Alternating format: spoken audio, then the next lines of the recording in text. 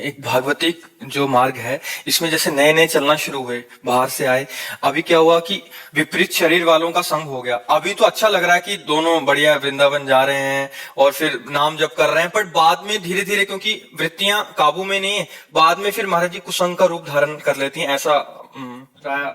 देखो, काम, क्रोध, लोभ, मोह, मद, मत्सर, ये 6 दोष हैं जो जीव को पतन के मार्ग में ले जाते हैं। इससे साधक कैसे बचे महाराज जी? अब वही बताया ना कि जिस वस्तु, व्यक्ति, स्थान के संग से हमारा भजन छूटे, हमारे गंदे आचरण बनने लगे, हमारा मन गंदा होने लगे, उस चूंकि क्या होता है इन अवस्थाओं में, जैसे भजन मार्ग में चल रहे और साल भर से संयम में है, मन को एक जलन होती है, उसको भोग चाहिए। खुली बात समझो, मन को विषय चाहिए। अब कोई विपरीत शरीर वाला पुरुष को स्त्री मिल गया या स्त्री को पुरुष शरीर वाला मिल गया और दोनों साधक हैं, दोनों संयम में चल रहे हैं, पर दोनों का जे ही मिलन हुआ तो हमारा तुम्हारा पूर्व का संयोग है और फिर वो गलत आचरण शुरू हो जाते हैं।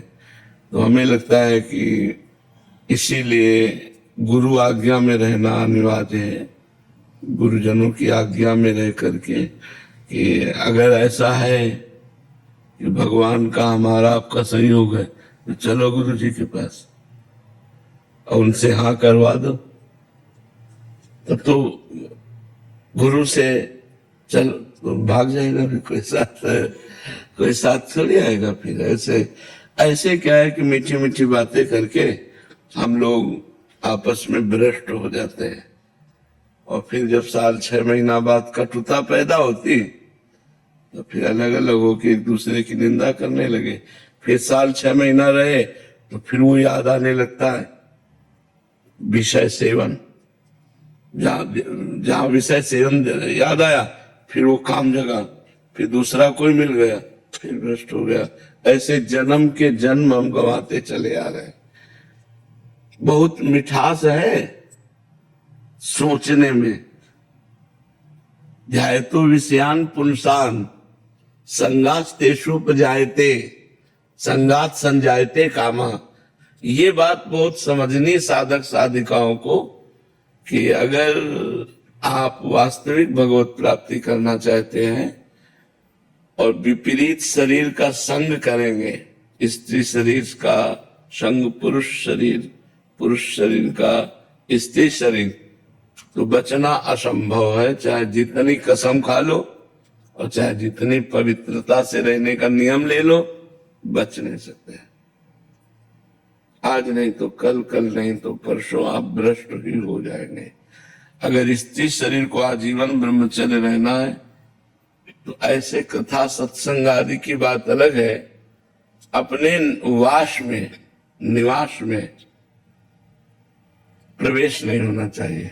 बहुत सारा युवा वर्ग आपसे जुड़ा हुआ है, कॉलेज के बच्चे हैं, बच्चे जुड़े हैं, वो नए नए बच्चे हैं, बाहर से आते हैं, तो प्राय हम आपको बताए ना, ये गंदगी बहुत फैल रही कि हम तुम साधक हैं। जी महाराज जी, वो संग तो अच्छे के लिए हुआ, दोनों भागवत प्राप्ति के मार्ग पे चलेंगे, फिर वो कुसंग में परिणित हो गया। हाँ, अब जैसे नई नई बच्चियां, नए नए बच्चे भजन करना चाहते हैं, अब अंदर इंद्रियों की विलासिता मांग कर रही भोगों की, तो कहीं ना कहीं आकर्षण हुआ, वो भजन नहीं। वो पर बचना चाहे तो बच सकता है, जब आप ही नहीं बचना चाहते तो कौन बचा सकता है?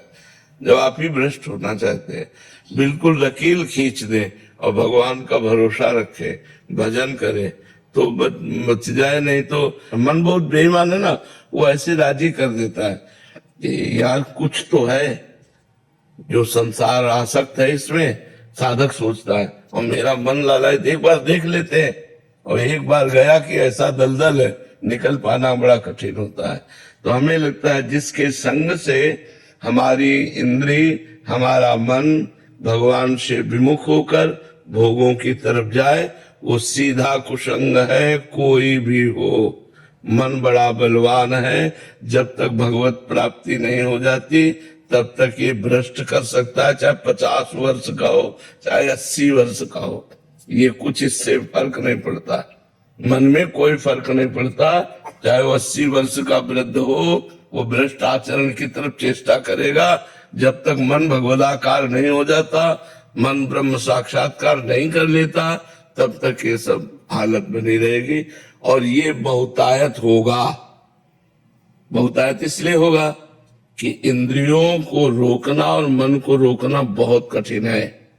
ये जाने मोरी छाती बचपन से बाबा जी है ना, बहुत रोग आके इस मार्ग में आके बढ़ा जाता है। ऐसे थोड़ी बढ़ जाएगा कोई, ऐसे कोई नहीं बढ़ सकता ये मैं निकल गया, ऐसा नहीं। कोई नहीं पीड़ा समझता हृदय की। जो संत हृदय की पीड़ा होती है उसे केवल भगवान समझते हैं। एक एक कदम कष्ट में सहते हुए, आखिरकार मनुष्य ही तो है, हृदय में उनके भी है, पर कोई तभी भगवान फिर कृपा करके दर्शन देते हैं जब देखते हैं सब कष्ट सहते हुए मेरे लिए, तब भगवान अपना लेते हैं। तो कष्ट सहकर चलना एक चढ़ाई पे चलना है, और फिसलना बहुत आराम से है। तो फिसलने के तो बहुत चांस है और चढ़ने के बहुत कम चांस है। चढ़ने में थोड़ा, फिसलने के तो गली गली चांस है, चाहे जहां फिसल जाओ, लेकिन चढ़ने के बहुत कम चांस है। तो अपने को बचाना चाहिए। अपने को इतना दृष्टि में तो समझ में आ ही जाता है कि हम फिसलने जा रहे हैं, पर वो फिसलना अच्छा लगता है, बात ये है ना। इसलिए साधुकों से प्रार्थना है कि गृहस्थ धर्म को अपना करके चलो, पाप कर्म मत करो। अगर आपके मन में पुरुष या स्त्री के प्रति आकर्षण है, तो आप गृहस्थ धर्म भगवान ने बनाया है। चोरी चोरी क्यों, भयभीत होके क्यों, स्वीकार करो, दोनों पति पत्नी बन जाओ और गृहस्थ धर्म में आराम से चलो और भजन करो। और जब तुम्हारा भोगों से मन निवृत्त हो जाए, दोनों कसम खा के वैराग्य ले लो अंदर वाला और भजन करो। नियम ले लो कि आजीवन ब्रह्मचर्य रहेंगे, अब भजन करो। वो तो ठीक हमें लगा, लेकिन ऐसे इधर उधर दृष्टि मारना हो, ये सब तो चाहे बच्ची हो चाहे बच्चा हो, चाहे साधक हो चाहे साधिका हो, हम प्रार्थना करते हैं कि यदि विरक्त मार्ग में कदम रखो तो आजीवन जलना है। ये हमारा शब्द याद रख लो, जलना है, सिर्फ जलना है। क्योंकि जब तक पूरे पाप नष्ट नहीं हो जाएंगे, जब तक मन इंद्रियां पवित्र नहीं हो जाएंगी, तो भगवान का दर्शन खिलवाड़ समझते हो क्या? निर्मल जन मन सो मोहि पावा, मोहि कपट छल छिद्र न भावा। भगवान क्या कह रहे हैं? कपट छल दोष इनका त्याग करके जिसका मन निर्मल हो गया है, वो मुझे प्राप्त कर लेता है। बहुत भगवान की प्राप्ति के लिए गुरु आज्ञा में आजीवन अर्पित कर देना, बहुत संभल के अर्पित करना, बहुत संभल संभल के कदम चलना, नहीं तो बहुत कठिन है। ये आग रखी हो और ये घी रखा हो, तो संयोग हो या ना हो, घी पिघल जाएगा कि नहीं पिघल जाएगा? आग रखी है और ये घी रखा है, दोनों के बीच में जगह है, लेकिन घी की आप आकृति देखते जाओ, वो पिघलता चला जाएगा। ऐसे ही स्त्री पुरुष का संग है। संयोग ना हो तो भी मन हमारा पूरा पिघलता चला जाएगा और वो भगवान से विमुख हो जाएगा। कोई भी हो, भगवान की ये माया का खेल, ऐसा रचना रची गई है कि स्त्री का आकर्षण पुरुष की तरफ, पुरुष का आकर्षण स्त्री की तरफ, और इसी को सुख माना गया सबसे बड़ा। आप देखो ना संसार में, तो साधक साधिका और पूरे जीवन को जब भगवान में अर्पित करते हैं, तब भगवान को प्राप्त होते हैं। तो ऐसे आचरणों में ना फंसो, शुद्ध भगवत मार्ग अपनाओ, चाहे गृहस्थ में चाहे विरक्त में। कि न गृहस्थ के हुए और न विरक्त के हुए तो अपना जीवन बर्बाद हो जाएगा।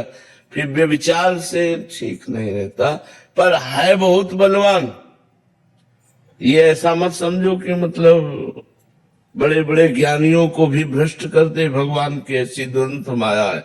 इसलिए हमें लगता है अगर थोड़ा भी गड़बड़ी हो तो गृहस्थ में चलना चाहिए। व्यक्त तो बनने का अधिकार उसी को जो मर गया। जीवित मर जाए उलट आप में समाए, यह दिलगिरी है। मन मार्या तन बस में कीन्हा, हुआ भरम सब दूर।